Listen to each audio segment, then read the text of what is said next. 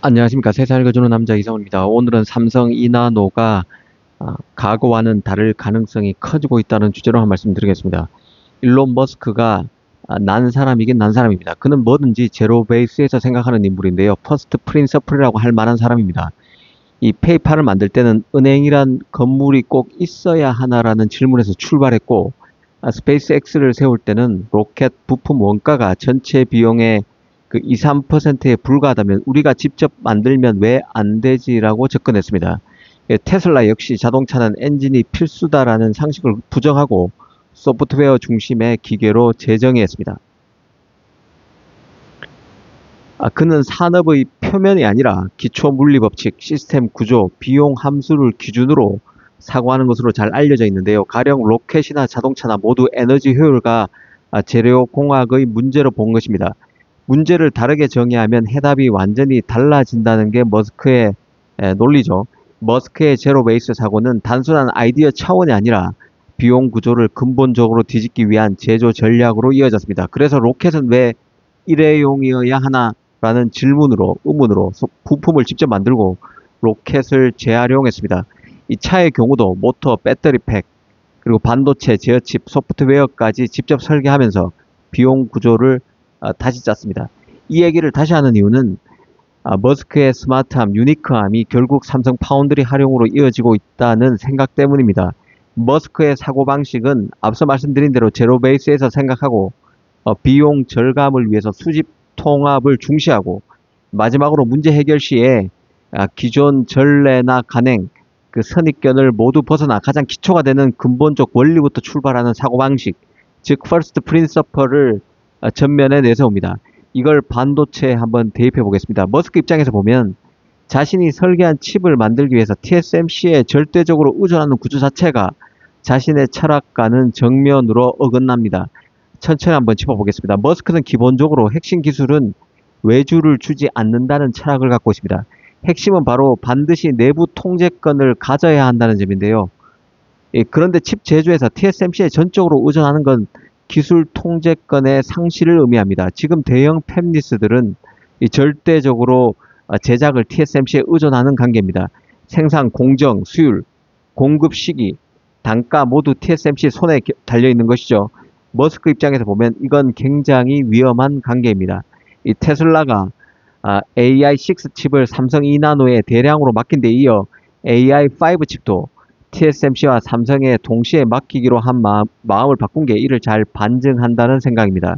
이 단가 절감의 목적도 있겠지만 근본적으로는 이 공급망 다변화를 통한 통제력 확보라는 머스크식 전략의 전형이 그대로 이번 결정에 묻어난다는 생각입니다.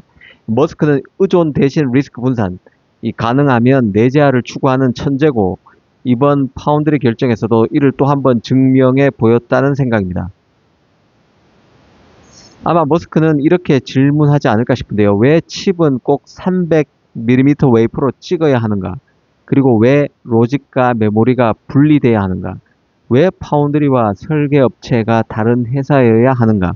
그러다 보면 결국 공정 설계, 패키징, 전력, 소프트웨어까지 통합적으로 다시 칩을 설계하려 들 가능성이 있습니다. 장기적으로 직접 칩 설계 제조를 통합하거나 AI 트레이닝에 특화된 완전히 새로운 형태의 칩 아키텍처를 머스크가 시도할 가능성이 적지 않습니다. 그러려면 현실적으로 테슬라의 이런저런 시도에 상당한 공을 들일 수 있는 파운드리 파트너가 필요하고 그런 관점에서 보면 TSMC보다 조금은 더 한적한 삼성이 나은 것이죠.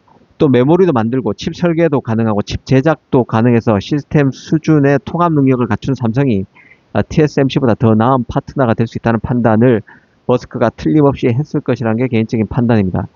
삼성이 이번에 AI6 칩뿐만 아니라 전작인 AI5 칩을 TSMC와 공동으로 만들게 됐다는 것 자체도 고무적입니다. 하지만 속을 들여다보면 더 긍정적인 측면이 많은 수주임을 인식할 필요가 있다는 생각인데요. 일전에 삼성이 첨단 수주에서 특히 전장 부분에서 자동차 칩 부분에서 성과가 많이 나고 있다는 말씀을 드렸습니다. 이 자동차 칩의 경우는 안전 이슈 때문에 파운드리가 칩을 맡기 부담스러운 측면이 있고 제작 과정도 칩 테스트 과정이 길고 까다로워서 TSMC가 상대적으로 이 전장 부분을 외면한 사이에 삼성이 성과를 내고 있다는 취지의 말씀을 드렸습니다. 그런데 이번에 머스크의 발표를 보면 AI6, AI5 칩은 앞으로 전기차, 자율주행차 등과 같은 전장 쪽뿐만 아니라 데이터 센터, 로봇 등에도 같이 탑재될 칩입니다. 단순히 전장용 칩으로 분류해서는 안 된다는 의미죠.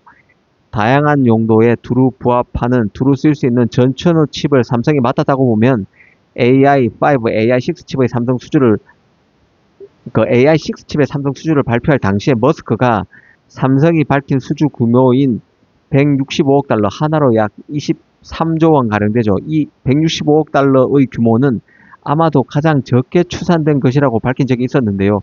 이번 AI5 칩 수주 발표를 보면 고개가 끄덕여지는 대목입니다. 삼성으로선 AI5, AI6 칩 수주로 전장뿐만 아니라 오매불망하던 데이터 센터용 AI 칩까지 수주한 것이나 마찬가지 효과를 얻게 됐다는 게 개인적인 생각입니다. 이미 머스크는 삼성의 테일러 팹이 TSMC의 애리조나 시설에 비해서 약간 더 발전했다고 밝혔습니다. 이미 삼성의 제작 실력이 TSMC에 비해 못한 것이 전혀 없다고 얘기했을 정도인데요.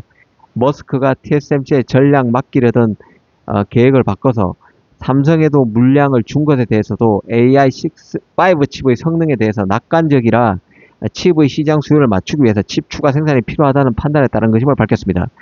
그래서 삼성의 테일러 팹에서 생산량을 늘리기로 했다는 것입니다. AI5 칩이 AI4 칩보다 일부 지표는 40배 가량이나 뛰어난데요. 삼성이 이런 AI5 칩의 스펙을 충족시킬 만한 역량이 된다고 머스크가 판단한 것입니다. 삼성 팹이 기술적으로 TSMC 팹보다 더 발전된 장비를 갖추고 있고 제작 역량도 삼성이 뛰어나다고 봤습니다. 특히 AI5 칩이 전장뿐만 아니라 데이터 센터에서 항상 사용될 수 있고 엔비디아의 하드웨어와도 결합할 수 있다는 점도 강조했습니다. 이런 칩을 삼성이 만들게 됐다는 것이죠. 특히 AI5 칩의 경우는 TSMC 3나노에서 만들어집니다. 그러다 보니 삼성도 이 같은 3나노에서 이 칩을 만들 것이란 관측이 나오고 있는데요. 하지만 개인적으로는 AI5 칩도 삼성 파운드리에서는 AI6 칩과 같은 2나노에서 만들어질 개연성이 있다는 게 개인적인 생각입니다. 삼성 2나노는 기술적으로 TSMC 3나노보다 한 세대 앞선 공정이고 테슬라처럼 전력 효율과 발열 관리가 중요한 차량용 AI 칩에는 게이트 올라운드가 더 매력적일 수 있습니다. 특히 테슬라가 AI5를 당장 대량 양산하는 대신에 2026년과 2027년형 차량용 AI 플랫폼을 준비 중이라는 보도도 있었는데요. 삼성 SF2, 그러니까 2나노 노드 1세대죠. 2나노 1세대가 올해 하반기 양산하고 내년에 상반기 양산 공정의 안정화가 로드맵이라면 AI5 칩의 대량 양산 타이밍과도 거의 일치하게 됩니다. 그래서 AI5 칩 초기 샘플은 TSMC 3나노에서 양산하고 AI5 칩의 개선형 칩 버전은 삼성 SF2 노드에서 찍는 이중 구조가 될 가능성이 커 보인다는 게 개인적인 판단입니다. 삼성 2나노가 TSMC에 완전히 밀렸던 3나노와는 판이하게 다른 모습을 보이고 있는데요. 여기에는 머스크의 역할이 매우 크다는 생각이 듭니다. 감사합니다.